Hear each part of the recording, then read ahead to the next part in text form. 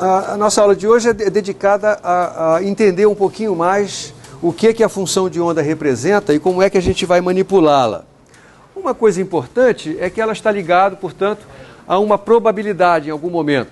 Ela o seu quadrado é a densidade de probabilidade e isso está ligado à probabilidade. Por causa disso, nós precisamos fazer uma exigência sobre essa função de onda que eu vou tentar tornar clara aqui. Essa exigência tem a ver com o fato de que uma probabilidade nunca pode ser um número maior do que 1. Probabilidade de 1 significa 100%, tá certo? Eu não posso ter uma probabilidade maior do que 1.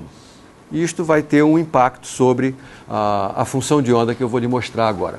Isso vai implicar num procedimento que é chamado de normalização da função de onda. Isto é manipular a função de onda de modo que ela represente um processo físico que não implique em obtermos probabilidades maiores do que 1. É isso, simplesmente. Ou ainda, manipular a função de onda de modo que a probabilidade de eu encontrar a partícula em qualquer posição do espaço seja 1. Tá certo? Imagina que eu tenho aqui, de novo, um sistema unidimensional. Tá certo? Então eu tenho uma função de onda que depende de x e de t, e eu vou olhar para a cara dessa função de onda num determinado instante t. Então eu passo a ter uma função psi de x apenas. E aí eu olho para um determinado intervalo de x. X entre um valor que eu vou chamar de x à esquerda e outro valor que eu vou chamar de x à direita. E vamos supor que eu queira determinar qual é a probabilidade de eu encontrar esta partícula, descrita pela função de onda, que eu não escrevi aqui ainda, qual é a probabilidade de encontrar a partícula dentro desse intervalo.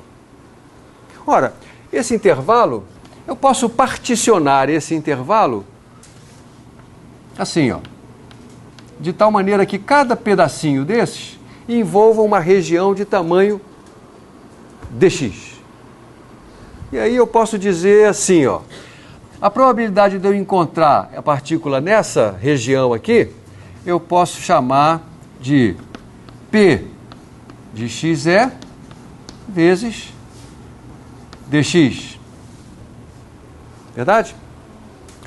De encontrar nessa posição aqui, ou nessa região aqui, vai ser P do x associado àquela posição vezes dx. A probabilidade de encontrar em qualquer ponto no interior desse segmento é a soma dessas probabilidades.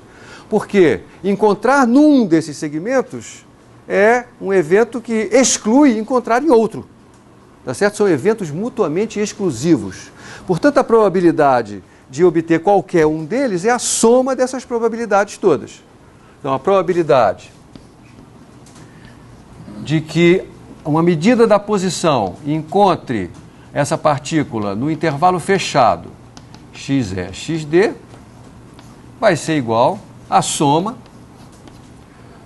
quando i vai de 1 até o número de segmentos dos quais eu dividi esse intervalo aqui, e p de xi vezes dx. Mas p de xi, por definição, a densidade de probabilidade é o quadrado da função de onda. Então, isso aqui é a soma, quando i vai de 1 a n, de psi de xi módulo quadrado dx. A rigor, eu estou cometendo aqui eu estou fazendo uma certa aproximação, porque esse dx, na hora que eu calculo a probabilidade dessa maneira, eu estou subentendendo que a densidade de probabilidade dentro desse segmento é sempre a mesma. Isso não é verdade, né? A função de onda pode se modificar de modo que a densidade de probabilidade não seja exatamente a mesma em todos os pontos dentro do pequeno segmento de tamanho dx localizado perto de xe. Isso aqui só vai ser, a rigor, verdade no limite em que dx vai a zero.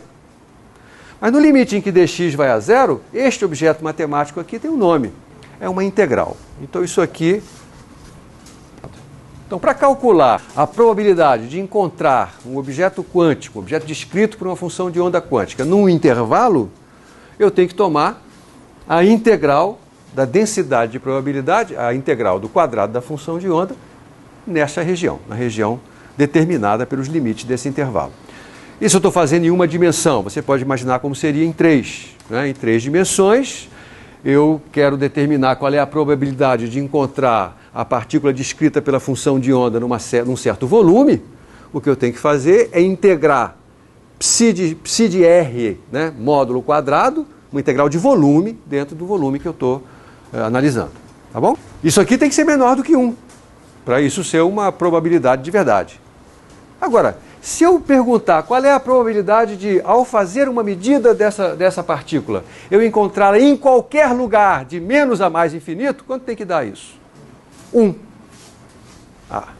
Então, nós obtemos uma imposição importante sobre a função de onda para que ela possa estar associada à densidade de probabilidade, que é a integral no espaço todo tem que ser 1.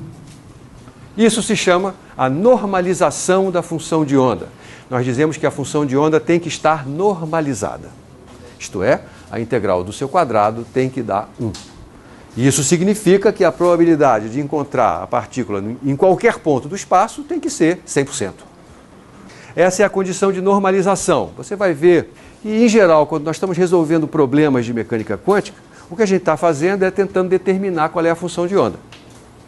Porque assim como na mecânica clássica, um problema de mecânica clássica envolve determinar qual é a posição futura ou passada de um determinado sistema físico, na mecânica quântica, um problema de mecânica quântica é determinar qual é a função de onda desse sistema em algum instante, conhecida a situação inicial.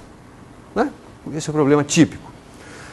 E, em geral, quando a gente faz isso, a gente primeiro obtém uma função de onda tentativa que não está normalizada ainda. Ela é uma determinada função matemática multiplicada, por exemplo, por uma constante. Essa constante tem que ser determinada impondo-se a normalização. Na resolução de um problema de mecânica quântica, muitas vezes o último passo é você impor a condição de normalização para obter o valor da constante que está faltando.